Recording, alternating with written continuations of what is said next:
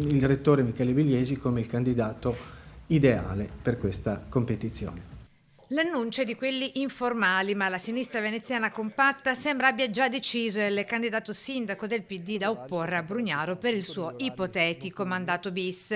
La figura individuata in quella del magnifico rettore di Ca' Foscari e quanto trapelato dalle due distinte riunioni tenutesi poche ore fa, l'una di Aria Zingaretti e l'altra provinciale con il senatore veneziano Andrea Ferrazzi. Il Partito Democratico ha messo a disposizione anche la propria forza per una candidatura civica. I segretari dei partiti e i responsabili dei movimenti stanno lavorando a un tavolo.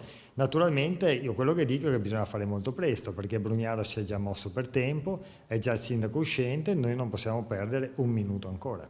Il nome scelto tra la rosa presentata dalle varie associazioni e liste, con le favorite Maria Rosa Vittadini, già candidata qualche anno fa con una civica, Monica Coin, ex Potere al Popolo, e Chiara Sabadini, già RSU a Cafarsetti e attualmente in regione, ma la convergenza solo sul professore Michele Bugliesi. Nel testa a testa con Brugnaro erano stati ripresi profeticamente insieme appena a dicembre scorso, durante l'inaugurazione di un campus. Abbiamo la consapevolezza che il percorso politico è sempre un percorso non facile, non semplice e riteniamo che anche questa fase dove emergono a volte incertezze, a volte tentativi di riflessione anche più ampi, sia un elemento importante proprio per arrivare a fare il collante necessario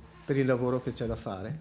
Mercoledì prossimo, 12 febbraio, la formalizzazione del nome al termine del tavolo politico di tutto il centrosinistra veneziano.